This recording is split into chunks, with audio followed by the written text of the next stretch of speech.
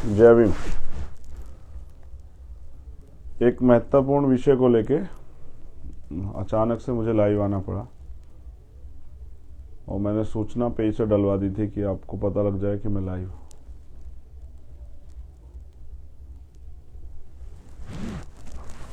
बहुजन समाज में जन्मे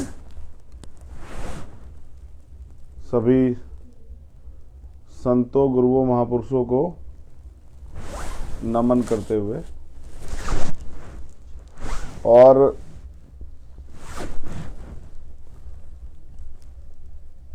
जो नायक महानायिकाएं हुए हैं बहुजन समाज की, उनको भी नमन करते हुए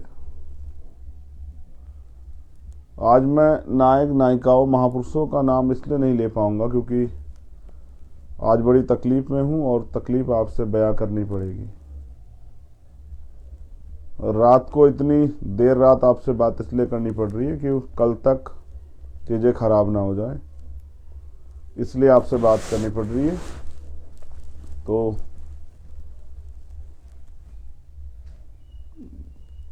मैं चंद्रशेखर आज़ाद अपने आपको उस समय में बड़ा बहादुर खुद को समझता हूं और मैं समझता हूं कि भीम आर्मी भी बहुत ताकतवर है, बहादुर लोगों की एक संगठन टीम है। लेकिन कभी कभी सिस्टम जो है एहसास कराता है कि नहीं, हम बहादुर नहीं हैं और संविधान और ये लोकतंत्र, कानून व्यवस्था, ये सब कहने की बातें। गुलाम भारत में जो वंचित वर्ग के लोगों को सहना पड़ा,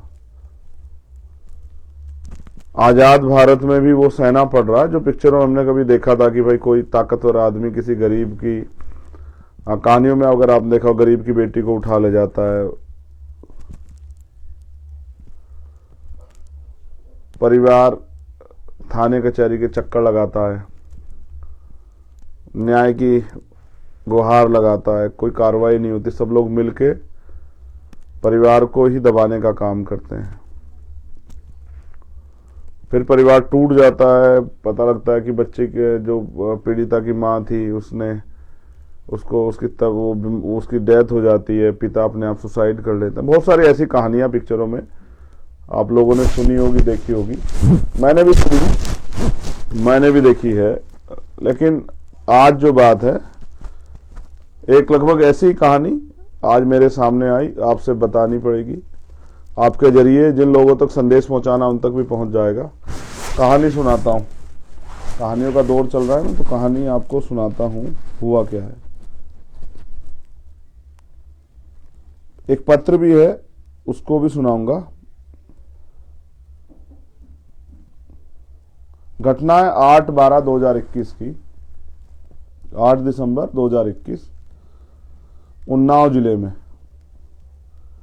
एक बेटी है, अमर्तिका हो चुकी है, 22 वर्षीय, काल्पनिक नाम आप कुछ भी ले लें। उसको एक ताकतवर उन्नाव के पूर्व एक पार्टी के राज्य मंत्री, उनके बेटे हैं रजोल सिंह, अरुण कुमार सिंह उस रजोल सिंह। अब वो उसको ले जाते हैं उठाकर। घटना कब की है?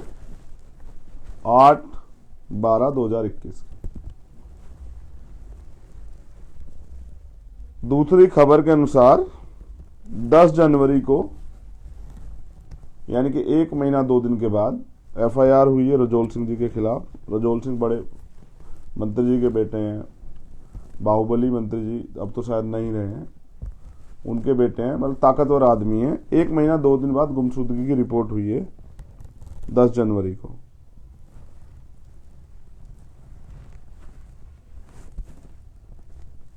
लगभग 62 दिन बाद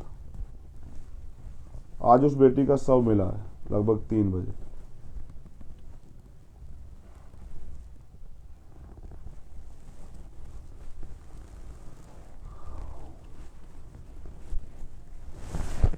कहने को ज़्यादा कुछ नहीं है।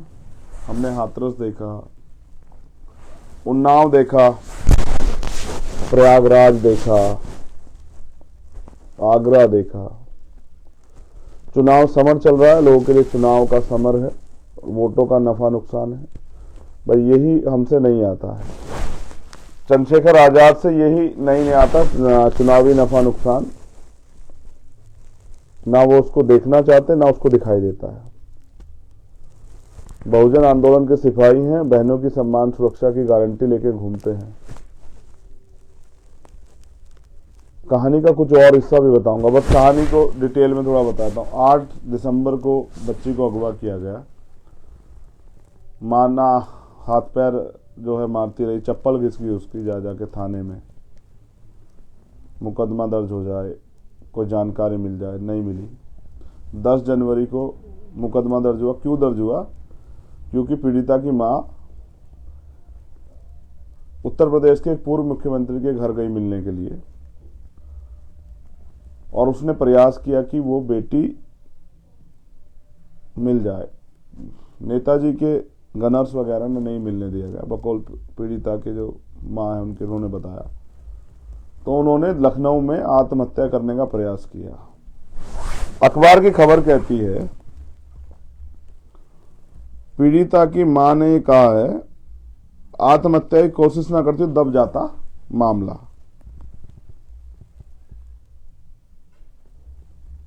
ये 1 फरवरी को छपा हुआ है, यानी कि 10 जनवरी के बाद भी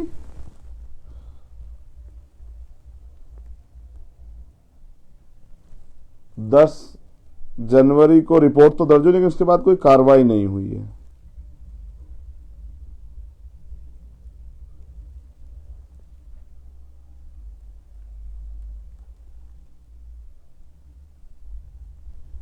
आठ दिसंबर, 10 जनवरी, 1 फरवरी के लगभग, यानी कि 31 जनवरी के लगभग, 30 जनवरी के करीब उन्होंने प्रयास किया होगा, तब 1 फरवरी को खबर छपी है।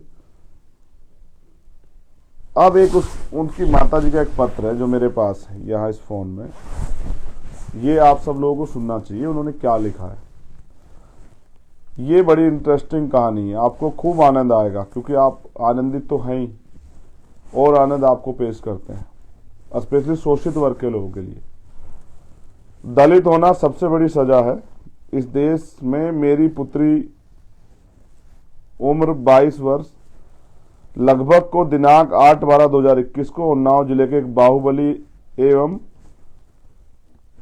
किसी पार्टी के राज्य मंत्री फतेह बहादुर सिंह के पुत्र अरुण कुमार सिंह उर्फ रजोल सिंह के द्वारा अगवा कर लिया गया।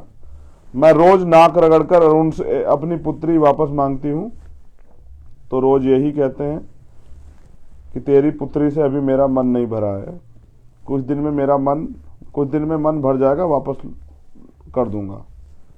तेरी बेटी बहुत मस्त है, बाद में लौटा दूंगा। मेरी सुनवाई थाना पुलिस एवं जिला के आला अधिकारी द्वारा नहीं की जा रही है। मुझे डर है कि मेरी बेटी के साथ कहीं अनहोनी ना हो जाए। मैं गरीब दलित महिला हूं, कृपया आप सब लोग मेरी मदद कर एवं पुत्री को इस वैसी दरिंदर से वापस करवाएं। एक माँ ये पत्र लिखती है, और रजोल साहब को का मन नहीं भरा है अभी। रजोल जी को उस बेटी में बड़ी इच्छा है, उनमें बड़ा जो आनंद है, तो वो कह रहे हैं कि वो बड़ी मस्त है, जब उनका मन भर जाएगा वो भेज देंगे। अब ये बेटी, आज इसकी डेड बॉडी मिली है, वो भी इस दुनिया में नहीं है। जब मुझे पता लगा बड़ी तकलीफ हुई, मैंने उसके पिता से बात की। पिता पोस्टमार्टम चाहते हैं पैनल के द्वारा। पुलिस अपनी जांच कर रही है। कौन जिम्मेदार है, रजोल सिंह, उसके साथी, या पुलिस, या हम सब लोग? कौन जिम्मेदार है? ये जो सिस्टम है, इसमें जो कानून व्यवस्था है, उसके लिए कौन जिम्मेदार है? क्या वो एसआई जो जांच कर रहे थे, जिन्होंने 1 महीने तक रिपोर्ट नहीं लिखी। वो एसएचओ जिनकी आंखों के सामने होता रहा, वो सीओ जिनकी जानकारी में सब होता रहा, कौन जिम्मेदार है? क्या अगर पहले दिन रिपोर्ट लिख के रजौल सिंह को बुलाया गया होता, उससे बेटी का पता किया जाता, तो उस बेटी की जान बच जाती? कैसे पाली होगी उन्होंने, भूखे प्यासे रह के, गीले सूखे में रख के। उसकी माँ ने क्या क्या सपने देखे होंगे। रजौल साहब को का मन नहीं भरा है। जो लोग टिप्पणियां करते हैं कि चंद्रशेखर तो मुकदमे करवा देते हैं, चंद्रशेखर तो मैं आपसे पूछ रहा हूं यार, 1 महीना रिपोर्ट दर्ज नहीं हुई है, 1 महीने के बाद 1 और महीना हो गया, कोई कार्रवाई नहीं हुई है। लड़की की मां न्याय के लिए आत्महत्या, मेरे मुकदमे उनसे तो अच्छे हैं यार, वो उसकी मां भी मरना चाहती है। क्या बहनों के सम्मान के लिए चूड़ियां पहन के घर बैठ जाएं? फिर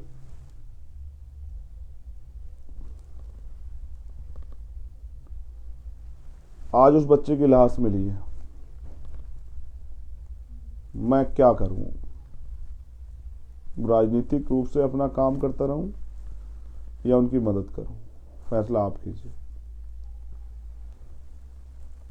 देखिए, मैं राजनीति को डॉक्टर अम्बेडकर कह के गए, मैं मानता हूं उसमें ताकत है। ताकत के दम पे, सत्ता के दम पे ये हुआ। ये बीजेपी का राम राज्य है, जिसमें पिक्चरों जैसी कहानियां होती है, पुलिस नतमस्तक होती है, नेताओं के चौखट पे जो है पुलिस खाकी जो है वो दम तोड़ देती है, रिपोर्ट नहीं लिखती है। यही अगर करने वाला कोई दलित समाज का व्यक्ति होता तो क्या होता? अरुण वाल्मीकि, अगर आपको याद हो, लोहा मंडी आगरा, 25 लाख की चोरी के आरोप में 40 लोग गिरफ्तार किया गया। 30 दिन की जच्चा थी उसकी पत्नी। अरुण की तो पीट पीट के हत्या कर दी गई, लेकिन 30 दिन की जच्चा थी उसकी पत्नी। उसके बदन पे भी कोई जगह नहीं थी जहां उसको पीटा ना गया, उसके कुंडल तक छीन ले गए। ये है पुलिस। लेकिन 62 दिन में वो बच्ची नहीं मिली। अब बहुत परेशान होते हैं ना, मुकदमे करवा देते हैं। सर आप मुझे बताओ, कानून व्यवस्था कहां है? क्यों न्याय नहीं हुआ? अगर कानून व्यवस्था है, संविधान है, तो क्यों उस परिवार के साथ न्याय नहीं हुआ? क्यों उस बेटी की जान गई 62 दिन बाद? और ये सिस्टम और ये नेता क्या कर रहे थे? क्या आज भी हम लोग कीड़े मकोड़े हैं? हमारी जान का कोई मोल नहीं, हमारी बच्ची के सम्मान की कोई वैल्यू नहीं है?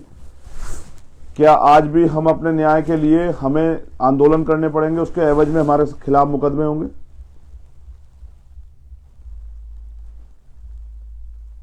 अभी मेरी वहां के हमारे जिलाध्यक्ष से बात, उनका कहना है कि पुलिस उनको ढूंढ रही है, पुलिस उनके परिवार को परेशान कर रही है, पुलिस कह रही है इसमें मत घुसना, पुलिस उनके घर पे, दोनों घर पे पहरा लगाया, पुलिस कह तो राशुका लगा के जेल भेज देंगे। अब आप बताइए मैं क्या करूं? रजाई में छिप के घर में बैठ जाऊं? या उस परिवार की जो उम्मीद है, उस परिवार ने अभी एक वीडियो में कहा कि हम अपने बेटे चंद्रशेखर से कहते हैं कि वो आके हमें न्याय दिलाए।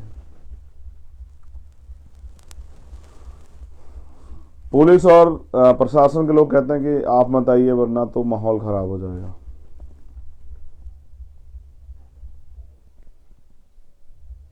उन माँ बाप से कैसे आंख मिलाएं सर, बताइए। उसकी माँ थाने कचहरी के चक्कर काटती रही, अधिकारियों के चक्कर काटती रही। बड़ी मुश्किल से एसएसपी साहब से मुलाकात हुई, तब जाके जांच वाच आगे बढ़ी। एक 2-3 करैक्टर हैं उसमें, जिनके बारे में भी आपको बता दूं, जानना चाहिए आपको।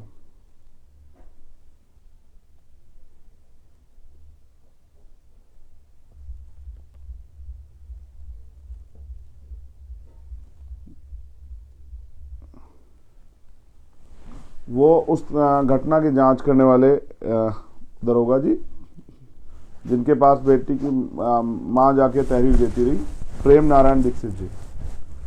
उस थाने के इंचार्ज अखिलेश पांडे जी, सब जी वाले मानने लोग हैं। और कृपा शंकर जी सीओ साहब। जब आरोपी को इतनी खुली छूट हो, जब कानून व्यवस्था सत्ता के आगे नतमस्तक हो जाए, ताकतवर लोगों के नतमस्तक, तो मेरे जैसा व्यक्ति क्या करे? इस सत्ता के दम पे हमारे लोगों का दमन किया जा रहा है। देखिए, मैं फिर कह रहा हूँ, मेरे लिए राजनीति सेकंड ऑप्शन है, फर्स्ट है मेरे लिए राजनीति सेकंड ऑप्शन है, फर्स्ट है जिससे मेरी पहचान है। मैं प्रशासन के लोगों को, पुलिस के लोगों को ये चेतावनी समझिए, ये मेरी अपील समझिए। परिवार से मेरी बात ही, वो चाहता है कि पोस्टमार्टम पैनल से हो, और वो भी लखनऊ में। मैं इस घटना की सीबीआई जांच चाहता हूं। उस एसएचओ के खिलाफ, उस सीओ के खिलाफ, उस दरोगा के खिलाफ सेक्शन 4 का मुकदमा दर्ज हो। उन्होंने न्याय को बाधित किया। उस बच्चे की हत्या के दोषी जितना वो रजौल सिंह है, उतने ये लोग भी, अगर ये समय पे काम किए होते, इन्होंने अपनी ड्यूटी को, रिस्पॉन्सिबिलिटी को, कर्तव्य को निभाया होता, तो शायद आज ये दिन नहीं होता। मैं स्पष्ट तौर पे कह रहा हूं, पुलिस प्रशासन, वहां के एसएसपी जो हैं, इस राम राज्य से हमें बचाएं और उस एसएचओ को, उस दरोगा को, उसके खिलाफ मुकदमा दर्ज करें। मैं हंगामा नहीं चाहता हूं, लेकिन अपनी बहन के अस्मिता, उसके सम्मान के साथ खिलवाड़ भी नहीं होने दूंगा। मुझे न्याय चाहिए। मैं 2 दिन का समय सुनिश्चित करता हूं। ये 2 दिन मैं प्रशासन और पुलिस को देता हूं कि वो सुनिश्चित करे कि न्याय संभव हो। मुख्यमंत्री जी को देता हूं, आदरणीय मुख्यमंत्री जी, जिनको सिर्फ चुनाव लड़ना है, सत्ता का दुरुपयोग करना है, उनको देता हूं कि आप खैर खबर लें। 2 दिन आपके, तीसरा दिन मेरा। 2 दिन में मेरी राजनीति यही कि जब किसी को जरूरत हो मेरी, मैं खड़ा हूंगा वहां। मैं उस मां को, उस पिता को बेटा बनके उनकी मदद करूंगा, उनका विश्वास को मजबूत करूंगा, उनको न्याय दिलाऊंगा, जबकि ये होना नहीं चाहिए था। देखिए ना कितनी अच्छी स्टोरी है। ताकतवर व्यक्ति गरीब की बेटी को उठा ले जाता है, वो उसकी माँ को कहता है मेरा मन नहीं भरा है, जब मन भरेगा भेज दूंगा तेरी बेटी। मस्त है। एक ऐसी कहानी मैंने आजमगढ़ में सुनी थी, इसमें एक सीओ साहब कहें कि छोटी जात की महिलाएं जो है मजा देने के लिए होती है। कितनी बार मैं अपने अंदर को जो है उसको घोट दूं, अपने जो दिल में जो आग उठती है उसको कितनी बार दबा दूं, क्या करूं। इसीलिए मैं अपने लोगों से कहता हूं कि सत्ता की चाबी अपने हाथ में लो। नेताओं को चुनाव लड़ने हैं, नेताओं के लिए चुनाव माहौल है, मेरे लिए कोई माहौल नहीं है। मुझे सिर्फ यही आता है।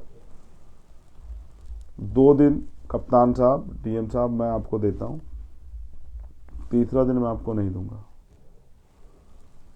मेरी नफा नुकसान हो चुनावी, मेरा समय का वो हो जाए, लेकिन आज उस परिवार को मेरी जरूरत है। उनकी मांगों को मानिए, न्याय दीजिए, इसकी सीबीआई जांच कराइए, उस दरोगा, इंस्पेक्टर, सीओ के खिलाफ मुकदमा दर्ज कीजिए। अगर आप ऐसा नहीं करते तो फिर 13 तारीख को, यानी कि 2 दिन बाद, फिर मैं उन्नाव जाऊंगा उस परिवार के पास। आप अपनी सारी फोर्स लगा लेना।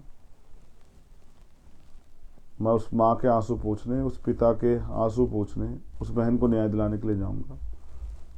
मैं बात आपको इसलिए बता रहा हूं, लाइव आने का मकसद ये था कि मुझे खबर ये है कि पुलिस जबरदस्ती जो है पोस्टमार्टम करा सकती है, जैसे हाथरस में कराया था। पुलिस जो है जबरन जो है पोस्टमार्टम करा के और अंतिम संस्कार करा सकती है। पुलिस परिवार को डरा सकती है, धमका सकती है, किसी तरह से तोड़ने का प्रयास कर सकती है। तो मैं बस आपको ये बता रहा हूँ हाथ जोड़ के कि अभी उसका भाई चंद्रशेखर आजाद जिंदा है, अभी भीम आर्मी, आजाद समाज पार्टी है, अभी उस माँ का बेटा जिंदा है, अभी उस पिता का बेटा जिंदा है। आप उन्हें कमजोर ना माने, आर्थिक रूप से कमजोर है। सामाजिक व्यवस्था में उनको निचले पायदान पे कमजोर वर्ग में बनाया गया, शोषित वर्ग बनाया गया, लेकिन वो शोषण सहने के लिए नहीं। आजाद भारत है, पिक्चरों जैसी स्टोरियां देखने को मिल रही। ये है राम राज्य, उत्तर प्रदेश की सरकार का की कानून व्यवस्था। ये है बड़े बड़े नेताओं के आगे सत्ता, खाकी का दमन, खाकी का घुटना टेक रवैया। मैंने पहले भी कहा, अगर ये किसी शोषित पीड़ित द्वारा किया गया होता तो उसके परिवार के खाल खींच के फूस भर देती पुलिस, उसका मकान गिर जाता, बुलडोजर गिर जाता। मैं भी देखना चाहता हूँ बाबा जी का बुलडोजर चलेगा नहीं चलेगा। मुलाकात होती है 13 तारीख को उन्नाव में आपसे। प्रशासन के लोगों को, मेरे जिलाध्यक्ष को और वहां की टीम को डराना बंद कीजिए, अपना काम कीजिए। आप अच्छा काम करेंगे तो शायद अच्छा काम करके दिखाएंगे, शायद मैं ना हूं। लेकिन अगर आप आरोपी को बचाने का प्रयास करेंगे तो फिर मैं भी आऊंगा और आमना सामना भी होगा। मैं संवैधानिक रूप से लड़ता हूं और प्रशासन पे भरोसा करता हूं, और ये समझता हूं कुछ लोग तो ऐसे हैं जो बिके नहीं, जिनका जमीर जिंदा है। आप सबके यहाँ पे बहन बेटियां हैं, अगर बहन बेटियों के साथ इस तरह ही बहन बेटियां अगवा होंगी और उनके साथ इस तरह से ही हत्याएं होंगी, उनके शरीर को इस तरह ही वैश्यों द्वारा, गुंडों द्वारा नोचा जाएगा, तो कौन बहन बेटी सेफ रहेगी? मैं भक्तों से भी कहना चाहता हूं, कैसे मिलेगा न्याय भाई? मांगने से या इंतजार करने से? कहना आसान है, कभी भीम आर्मी के लोग जिंदगी जी के देखे तो एहसास हो जाए शायद कि वो अपनी परवाह नहीं करते, वो अपने समाज की परवाह करते हैं, बहुजन समाज की परवाह करते हैं। उनके लिए जेल जाते हैं, मुकदमे झेलते हैं। आपको सिर्फ चुनाव लड़ना होता है, आपके नेताओं को सिर्फ चुनाव लड़ना होता है, उनको सिर्फ चुनाव में समाज याद आता है, बाकी 5 साल नहीं याद आता है। मैं आपको कुछ नहीं कहना चाहता, मेरी तकलीफ अपने लोगों से। जितना जल्दी वो समझ जाएं कि सत्ता के दम पे ये अन्याय, अत्याचार, शोषण हो रहा है और सत्ता के दम से इसको खत्म किया जा सकता है। आज मैं सभी से शिकायत नहीं करूंगा, बस खुद से शिकायत है कि अब ये होना नहीं चाहिए था, लेकिन ये अभी भी हो रहा है। मेरा प्रशासन से आखिरी बार ये निवेदन है, इसको आप याद कर लें। परिवार जो चाहता है उसकी पैनल द्वारा वीडियोग्राफी में पोस्टमार्टम हो, उसमें जो लोग इन्वॉल्व हैं उसकी सीबीआई जांच करके उनके ऊपर उसकी पूरी जो लोग उसमें शामिल है सब पे कार्रवाई हो। उस दरोगा जिसने न्याय को प्रभावित किया, उस एसएचओ और सीओ के खिलाफ मुकदमा दर्ज हो। और एक और बात, अगर उसकी माँ भी जिसने उसने आत्महत्या पर वो भी मर जाती तो शायद मामला दब ही जाता। तो हमारे लोगों को न्याय मांगने के लिए मरना पड़ता है, भीम आर्मी के लोगों को तो सिर्फ मुकदमे होते हैं।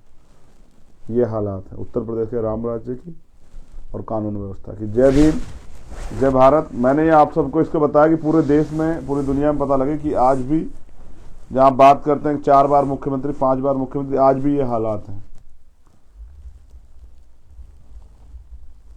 ये अब चलेगा नहीं। सरकार न्याय संगत कार्रवाई करे, आरोपियों का संरक्षण करना बंद करे। 2 दिन का समय आपका, तीसरे दिन का मेरा। जय भीम, जय भारत। मैं अपनी बहन को न्याय दिलाने के लिए किसी भी हद तक गुजर सकता हूं, याद रखिएगा।